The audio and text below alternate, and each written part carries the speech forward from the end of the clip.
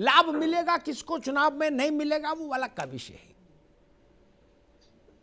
लेकिन मैं कहता हूं 60 साल सेवा करने वाले व्यक्ति को बाजार के हवाले क्यों छोड़ना चाहते हैं? क्यों? कोई गुनाह किया उसने? बिना छुट्टी के 12 घंटा 16 घंटा 18 घंटा सिपाही उत्तर प्रदेश पुलिस का सड़क पर खड़ा है, फेफड़े खराब कर रहा है, पॉल्यूशन में, धूल में, डीजल के धुएं में। उसको वो इतना हक नहीं है कि जब वो रिटायर हो जाए तो उसके बाल बच्चे उसको निकाल के घर से बाहर ना कर दें। अपने सम्मान के साथ अपनी पत्नी के साथ रोटी खा ले। कोई गलत बात है क्या? हर राज्य में ये व्यवस्था बदलनी चाहिए। उस बाजार के हवाले कर दिया। मैं आज की घटना बताता हूं। सृष्टि तो बहुत पढ़ने लिखने वाली है। आज की घटना बताता हूं। यूक्रेन पर रूस ने हमला किया, हिंदुस्तान का शेयर बाजार जमीन के नीचे जाके खड़ा हो गया। अब उसका असर क्या पड़ा? मुहम्मदाबाद में जो तहसील में लेखपाल है, पटवारी है, उसकी तो पेंशन डूब गई क्योंकि वो तो बाजार में लगी है। झगड़ा हुआ यूक्रेन में और पेंशन डूब गई गंज डुंडवारा में। समझ रहे ना भैया राघवेंद्र जी? इसलिए मैं इसके खिलाफ हूं।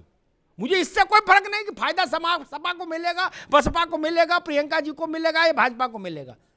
आप हो सरकार में, आपका भी स्वागत। आप हट जाओ, आप वो भी अच्छा, दूसरा आ जाए वो भी अच्छा, मेरे लिए सब बराबर। लेकिन ये तो मुझे समझाओ ना, वित्त मंत्री की तबीयत खराब, शेयर बाजार डूब गया। गाज किस पे गिरी? जो जिला अस्पताल में चपरासी है। क्यों भाई? उसने कोई गुनाह किया है क्या? सफाई कर्मचारी है। इसलिए मैं इस व्यवस्था के खिलाफ हूं। और अगर यह व्यवस्था इतनी अच्छी है तो मैं पूरे जिम्मेदारी के साथ कहता हूं, सबसे पहले इस व्यवस्था का, राष्ट्रहित वाली व्यवस्था का, इस भव्य और दिव्य व्यवस्था का लाभ इस देश के माननीय विधायक और सांसद, मंत्री और मुख्यमंत्रियों को देना चाहिए। इसका लाभ गरीब को देने पर क्यों अड़े हुए भाई? जबरन दवा खिलाओगे? हम कह रहे ना ना इस दवा से मर जाएंगे, बोले ना तुम्हारे टेटुए पे लात रख के खड़े हो जाएंगे, लेकिन खिलाएंगे। यही ये क्या तमाशा है? क्यों कर रहे हो? किसान आंदोलन में भी यही मसला आया था। आप लोग जिद पर क्यों अड़ जाते हो भाई? बोले ना तुम्हें यही तुम्हारे लिए कानून अच्छा है और मानो अच्छा है। अंत में कि नतीजा क्या निकला? मानना पड़ा नहीं अच्छा है, वापस लेना पड़ा ना। साल भर हाय है मचवाई रखी पूरे देश में। वही बात मैं आज फिर कहता हूं। जब कोई कर्मचारी मुझे ऐसा दिखा दो, मैंने एक बार कहा, सरकार के लोगों से ही कहा कि मुझे एक कर्मचारी ऐसा दिखा दो जो सरकारी कर्मचारी ये कहे कि मुझे नई पेंशन अच्छी लगती है। उत्तर नहीं था। उत्तर नहीं था। जब 20 लाख में एक आदमी इस बात को नहीं कह रहा तो आप इसके पीछे क्यों पड़े हैं भाई? जबरन जबरन क्यों पड़े हैं? जबरन नहीं होना चाहिए। ये लोकतंत्र के मिजाज के खिलाफ काम है। लोकतंत्र में नीति किसके लिए? हमारे लिए तंत्र है, हम तंत्र के लिए नहीं। देश तंत्र के लिए नहीं है, देश के लिए तंत्र है, योजनाएं हैं, कानून हैं, व्यवस्थाएं हैं। ये तो समझो भैया। और एक और दूसरी बात कहता हूं, मेरे मन में इस बात का भी बड़ा रहता है। राघवेंद्र जी, कार्तिकेय जी, विजय जी तो जानते ही हैं। सृष्टि कश्मीर में, कारगिल में, द्रास में, बटालिक में, मिजोरम में, नागालैंड में, एटा का, इटावा का, बकेबर का, बिधूना का, अंबेडकर नगर का, पडरौना का, कुशीनगर का, गोरखपुर का जो लड़का है किसान का, बीएसएफ में, सीआईएसएफ में, तिब्बत वाले में, वो जब आता है ना शहीद होके,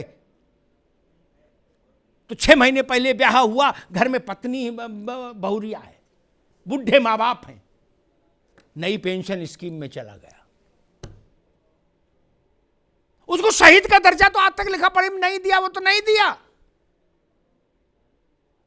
कम 100 बार मैंने मांग उठाई होगी कि इसमें क्या संकोच, उसका शहीद का दर्जा क्यों नहीं दे सकते? क्या ये शहादत नहीं है? अर्धसैनिक बलों के साथ ही जाती क्यों? वो लाखों लाख लोग बाजार के हवाले छोड़ दिए, वो मरे देश के लिए, और उनको हम बाजार के हवाले छोड़ दें? ये ठीक रास्ता नहीं, ये ठीक नहीं। उनकी जिसकी लड़की के हाथ की मेहंदी नहीं सूखी, उसको हमने क्या दिया? एनपीएस, है ना? किसी को मैं देखता हूं, खबर आती है मेरे पास, वीडियो आता है, रिपोर्टर्स भेजते हैं कि किसी के 6 महीने की बिटिया है, किसी के 2 महीने का लड़का है, बच्चा। कैसे जीवन चलेगा उनका? कैसे जीवन चलेगा?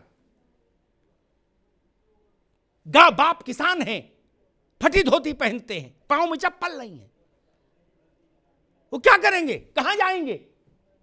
क्या भारत इतना निर्धन है? क्या भारत इतना कमजोर है कि हम अपने जवानों के लिए यह व्यवस्था नहीं कर सकते? नहीं। अगर हम बड़े बड़े पुल बना सकते हैं, बड़े बड़े जहाज खरीद सकते हैं, बड़े बड़े होटल बन सकते हैं, मॉल बन सकते हैं, तो क्या ये नहीं कर सकते? ये रास्ता ठीक नहीं है, मैं फिर कहता हूं। और दूसरी बात मैं कहूंगा, पेंशन की बात कर्मचारियों के निर्णय पर छोड़ा जाना चाहिए। रेफरेंडम करा लीजिए अगर आपको ज्यादा शक है, रेफरेंडम करा लीजिए, संग्रह करा लीजिए, मत संग्रह। कर्मचारी क्या चाहते हैं लेकिन किसान जैसा भाव मुद्रा मत रखिए। और दूसरी बात मैं और कहूंगा, यहां पर देश भर में लाखों पद खाली हैं, लाखों सरकारी। ठीक, सरकार से सरकार की बात करेंगे, बाकी हमको क्या बिजनेस करना हम खुद ही तय कर लेंगे। ठीक, हमको क्या करना है, टाइल्स की दुकान खोलनी है, रेडीमेड गारमेंट की दुकान खोलनी है, पूजा सामग्री की दुकान खोलनी है, वो हम खुद तय कर लेंगे। लेकिन अगर उत्तर प्रदेश में ही 10 लाख 12 लाख देश पद खाली हो, तो क्यों खाली है? क्या उनका अचार डालेंगे? क्या करेंगे? क्या ये पैसा है जो बैंक में रखा दूना हो जाएगा?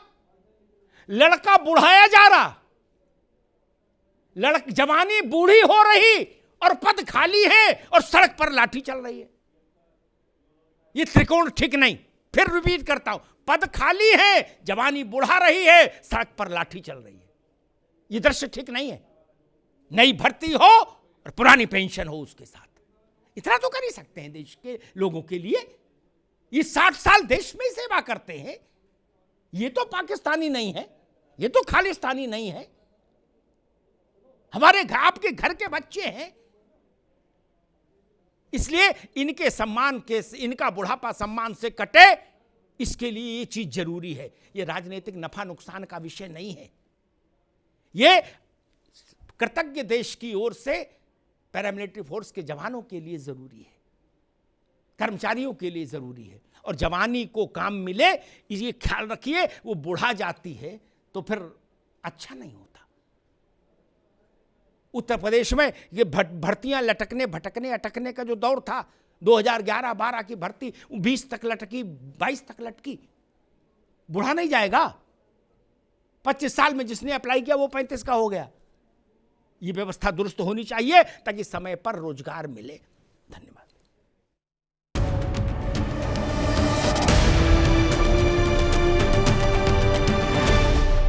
अब उत्तर चाहिए, ब्रॉट यू बाय केसरी मरहम एवं तैलम, वर्षों से दर्द पे सबसे ज्यादा असरदार।